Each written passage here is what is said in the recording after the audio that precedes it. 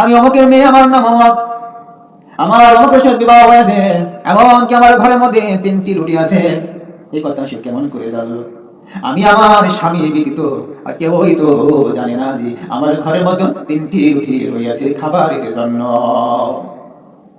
বিবি চোখের পানি ছেড়ে দিয়ে বলে, আল্লাহ তোমার দরবার শুকরিয়া, মনে হয় তুমি আমার কপাল খুলে দিয়েছো, মনে হয় তুমি আমার কপাল খুলে দিয়েছো। সঙ্গে সঙ্গে ডাক দিয়ে বলে, রে পাগল, আসল আসল, আমার ঘরে আসল 3টি রুটি আছে, আসল করে খেয়ে নি।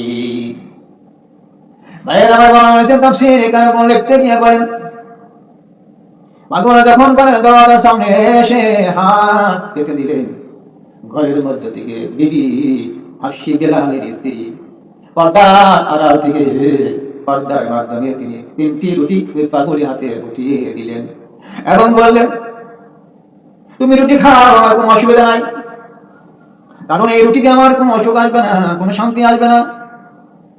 পাগল বলে, না, এই কথা বললে তো আমি তোমার রুটি খাবো না। কেন বললা যে তোমার সুখ আসবে না, তোমার শান্তি আসবে না? কেন এই কথা বললা? আমা, তুমি যদি রাগান্বিত হয়ে যাও বা রাগ করে আমাকে রুটি খেতে দাও, আমি তোমার রুটি খেতে পারবো না। এবার মেয়ে বলে, না, আমি রাগ করে বলি নাই, বেজার হয়ে বলি নাই, আমি বলছি আমার স্বামী হাফসি বেলা রাত 2 ঘড়িকার সময় দুনিয়া থেকে চিরতরের জন্য দুনিয়া ছেড়ে বিদায়ী হয়ে যাবে। ও আমার পাগল বাবা, শোনো, এই জন্যই আমি বলিয়াছি আমার রুটিতে কোনো শান্তি আসবে না, এই রুটিতে আমার কোনো মনের অশান্তি জুড়াই দিতে পারবে না। অতএব আপনি রুটি খাইয়ে চলে যান।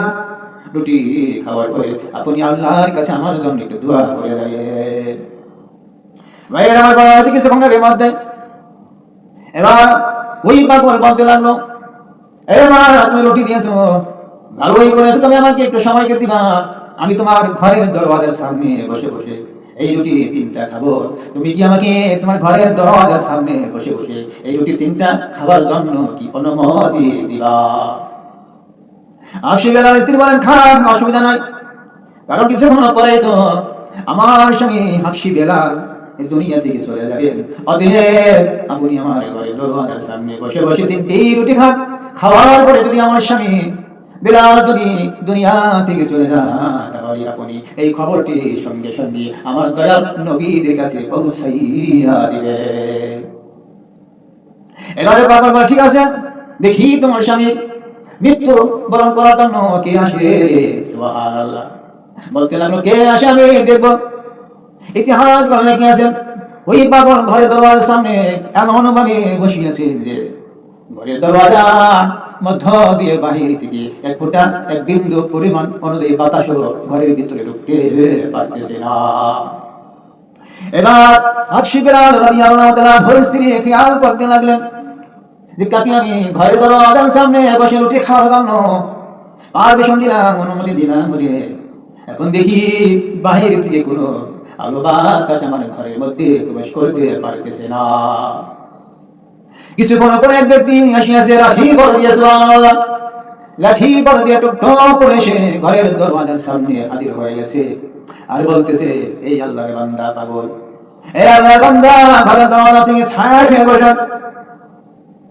এবার ওই পাগল ব্যক্তি বলে, কে তুমি, হিন্দু না মুসলমান, তুমি কে, আগে তোমার এই পরিচয় আমাকে জানাও। সুবহানাল্লাহ। মানে আসিয়া যখন জিবরিল আমি হযরত আজরাইল আলাইহিস সালাম হাফসি বেলাল ঘরের দরজার সামনে আইছেন, তখন তিনি সালাম দিয়েছিলেন না।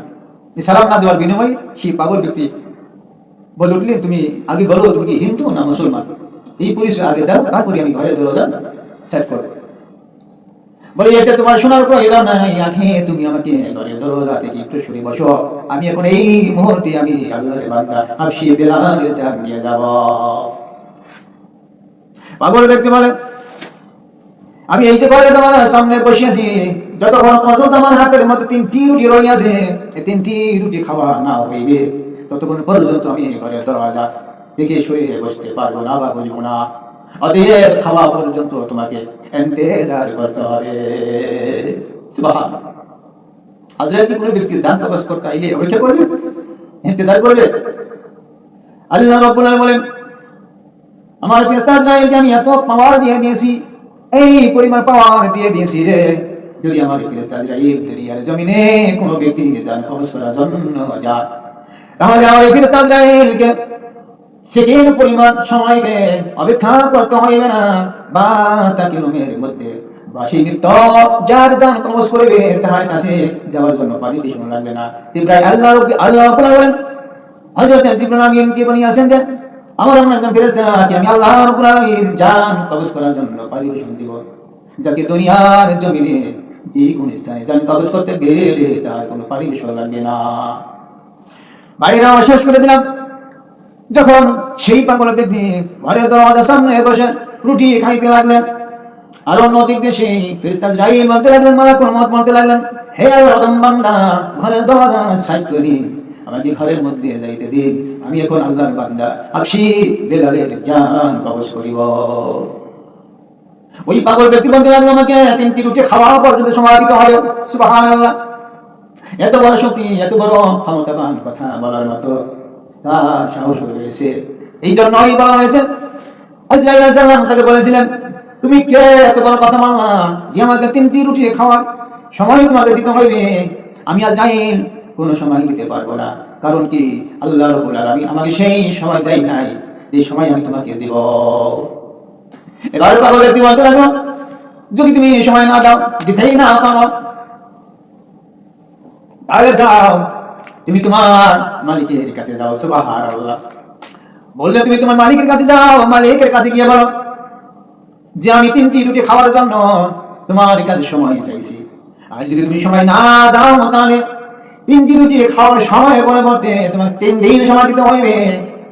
আজরাইল শোনার এই কথা শোনার পরে হঠাৎ করে বলতে লাগলেন, তোমাকে 3টি রুটি খাওয়ার পরিমাণ সময় তো দিতেই পারবো না, আর সেখানে 3 দিনের কথা তো আসতেই পারে না।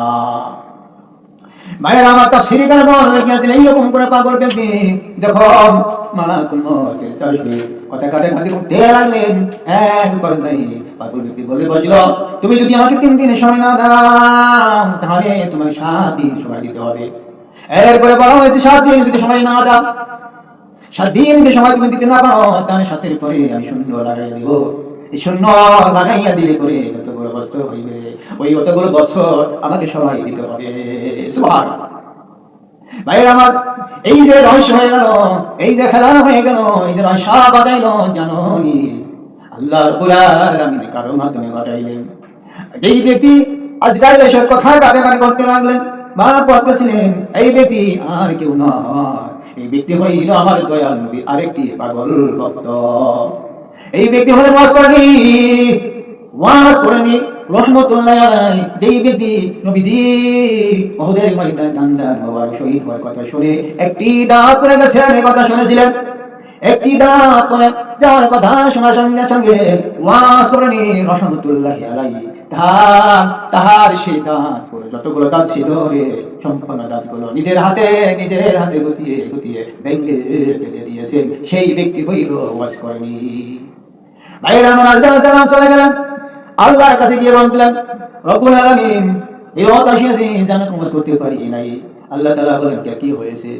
আজরাইল বলেন, রব্বুল আলামিন ঘরে দরওয়াজার সামনে কে যেন বসা ছিল, ওই ব্যক্তি আমাকে তোমার বান্দা হাবশী বিলালের জান কবজ করা থেকে আমাকে বিরত রাখছে।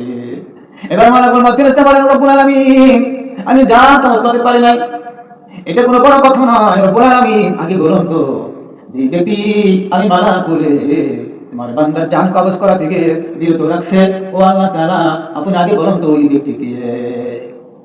আল্লাহ তাআলা বলেন, ও আজরাইল তুমি কি জানো ওই ব্যক্তিকে? না, জানি না। বলে ওই ব্যক্তি হলো আমার প্রিয় নবী সাল্লাল্লাহু আলাইহি ওয়াসাল্লামের এক পাগল ভক্ত, যেই ভক্ত নবীজির উহুদের ময়দানে দান্দান মোবারক শহীদ হওয়ার কথা শুনে তিনি তার মুখের সম্পন্ন দান্দানগুলো নিজ হাতে গুটিয়ে গুটিয়ে ভেঙে ফেলেছেন। ইনি হইলেন ওয়াজ করেনি। আল্লাহ তাআলা বলেন, আমার নবীকে যারা মুহাব্বত করবে, আমার নবীকে যারা ভালোবাসবে, হাসরের ময়দানেও আমি আল্লাহ রাব্বুল আলামিন আমার নবীকে ভালোবাসার বিনিময়ে আমার নবীদের সাথে তার হাসরের নাসর হইয়া দেব। এই জন্যই বলা হয়েছে দুনিয়ার জমিনে যার সহিত ভালোবাসা থাকবে, ওঠা বসা থাকবে, হাসরের ময়দানে আল্লাহ রাব্বুল